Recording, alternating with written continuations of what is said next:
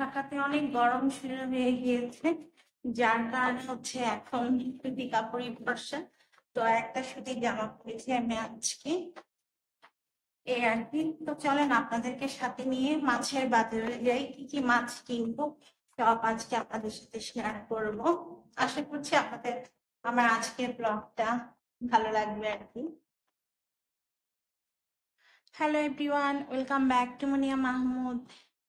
আজকে নতুন আরেকটা ব্লগ নিয়ে চলে এসেছি। আজকে আমি মাছের বাজারে যাচ্ছি, মাছ কিনবো।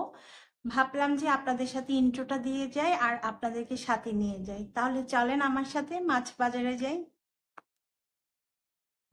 আপনাদের ভাইয়াকে সাথে নিয়ে বের হয়ে গিয়েছি মাছ আর সবজি কেনার জন্য। আসলে খুব বেশি মাছ কিনবো না। মাছ ফ্রিজে না অনেকদিন রাখলে কেমন জানি একটা গন্ধ লাগে আমার কাছে না, সবার কাছে বাসার কেউ তখন আর মাছটা খেতে চায় না। তাই খুব অল্প পরিমাণে মাছ আনবো, ধরেন 10-12 দিন যাবে এরকম আন্দাজ করে আজকে মাছ কিনবো। বেশি মাছ কিনবো না, 10-12 দিন পরে আবার গিয়ে আবার মাছ কিনবো। তো বাজারে চলে এসেছি, আর এই বাজারটা এত বড়, নাই এমন কোনো জিনিস এই বাজারটাতে পাওয়া যাবে না। মানে দুনিয়ার সবকিছুই এই বাজারটাতে আছে, বিশাল বড় একটা বাজার।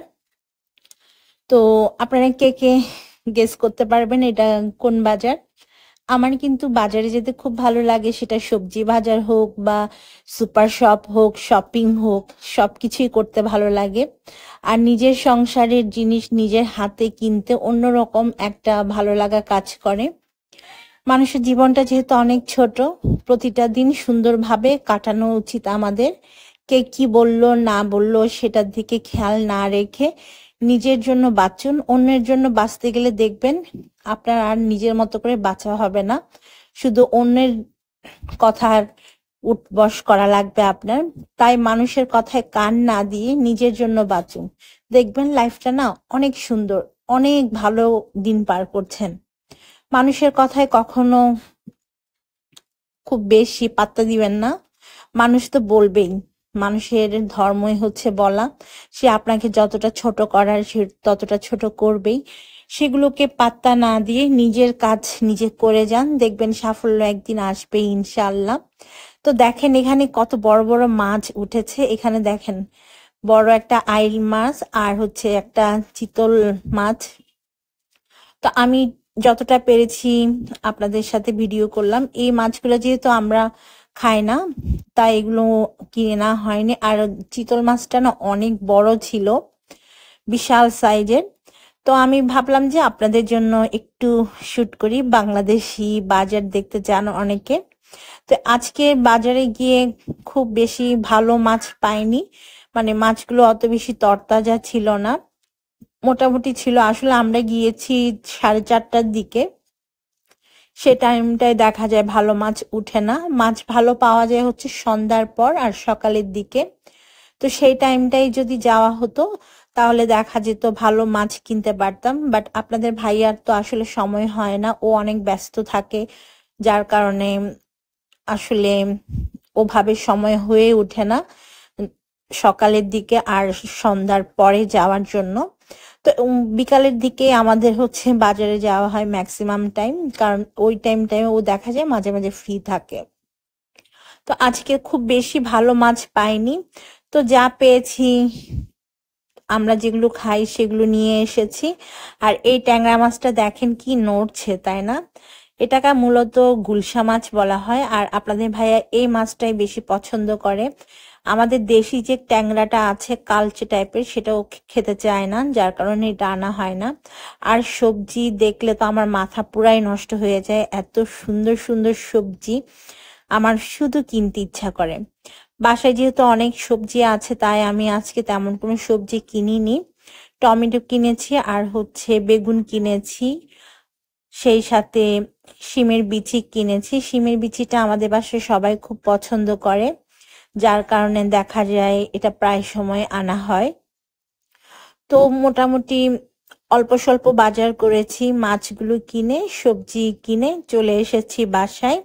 তো বাসায় আসার পথে ভাবলাম যে বাচ্চাদের জন্য খাবার কিনে নিয়ে যাই, যেহেতু সন্ধ্যা হয়ে গিয়েছে। আস্তে আস্তে বাসায় গিয়ে বাজার গুছাবো, মাছগুলো রাখবো, তো নাস্তা বানানোর মতো হাতের টাইম ছিল না। তাই ভাবলাম একবারে ওদের জন্য কিছু কিনে নিয়ে যাই। তো এদিক থেকে দেখেন, হলুদ কালার আর পার্পল কালারের ফুলকপি আমি ফার্স্ট টাইম দেখেছি। এর আগে টিভিতে দেখেছি, তবে সামনাসামনি মানে দেখা হয়নি। আজকে দেখা পেয়ে গেলাম, তো ভাবলাম আপনাদের জন্য একটু ভিডিও শুট করে রাখি, তো সেজন্য ভিডিও করে নিলাম। আমার আবার যেটাই দেখি না কেন চোখে পড়ে সুন্দর কোনো জিনিস, ভাবি যে আপনাদের সাথে শেয়ার করি। আপনাদের সাথে শেয়ার না করলে আমার কাছে ভালো লাগে না সত্যি বলতে। তাই আপনাদের জন্য আমি যতটা সম্ভব একটু একটু করে শুট করি। আর আমার মুখটা দেখেছেন কেমন ফোলা ফোলা লাগছে, মনে হচ্ছে আমি অনেক বেশি মোটা হয়ে গিয়েছি। তবে ইদানিং আমি ট্রাই করছি আমার ওয়েটটা আর একটু কমানোর জন্য। আমি অনেক ট্রাই করছি। আসলে ক্যামেরাতে কেন জানি মুখটা অনেক বড় লাগে, সামনাসামনি কিন্তু আমার মুখটা অত বড় না। যাই হোক, বাজার সাজার করে বাসায় চলে আসলাম। বাসায় এসে জামা চেঞ্জ করে হচ্ছে মাছগুলোকে এখন সবগুলোকে ফ্রিজে রাখবো। তো কি কি মাছ এনেছি আমি সেটা এখন আপনাদের সাথে শেয়ার করি।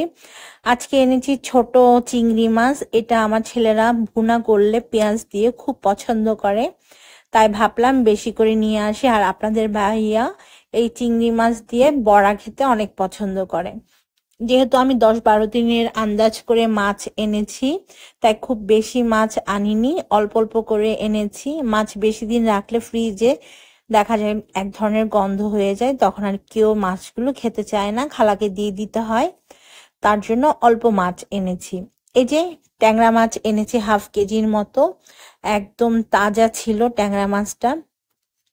এই মাছটা আমাদের বাসায় শুধুমাত্র আপনার ভাইয়াই পছন্দ করে, আমরা কেউ পছন্দ করি না, খাই না।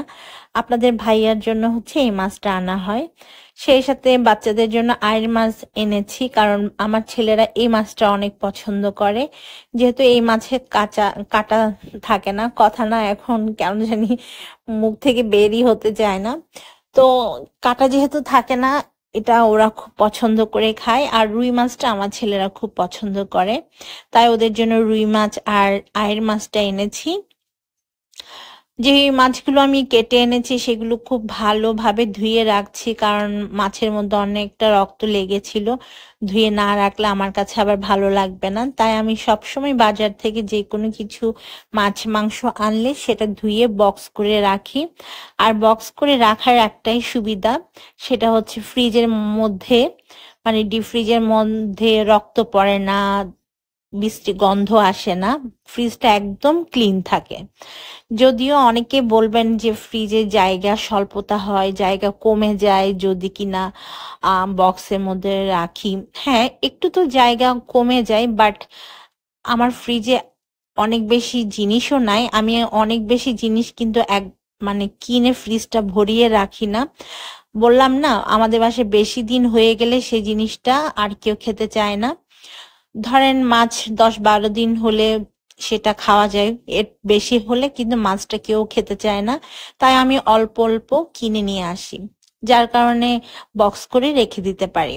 তো বাচ্চাদের জন্য গ্রিল চিকেন আর নান নিয়ে এসেছিলাম, ওরা তো খুব হ্যাপি হয়েছে দেখে। তো এখন ওরা খাচ্ছিল।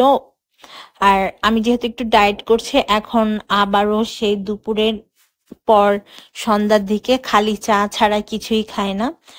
নিজেকে সুস্থ রাখার জন্য আসলে একটা ডায়েট দরকার আছে, কিছুটা ওজন কমানোর দরকার আছে।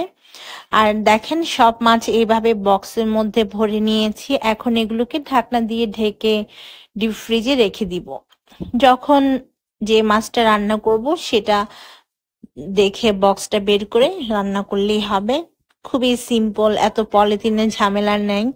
খুব সুন্দরভাবে কিন্তু এভাবে পলিথিন ছাড়াই মাছ আপনারা বক্সে রাখতে পারেন। তো আজকে আমি সবজির মধ্যে নিয়ে এসেছিলাম ক্যাপসিকাম। ক্যাপসিকাম বাজারে এখন খুব সস্তায় পাওয়া যাচ্ছে, 100 টাকা করে কেজি। তো আমি এখানে এনেছি হচ্ছে আপনার 1 কেজির মতো, 100 টাকা দিয়ে এনেছি। আর শিমলা মরিচও পাওয়া যাচ্ছে, 100 টাকা করে। যদিও আমার আনা হয়নি, আমি শুধু ক্যাপসিকামটা এনেছি। আর এখান থেকে 1.5 কেজি রসুন খালা হচ্ছে ছিলে দিয়ে গিয়েছে, এগুলোকেও আমার ব্লেন্ড করতে হবে। আজকের মতো বিদায় নিচ্ছি, আল্লাহ হাফেজ।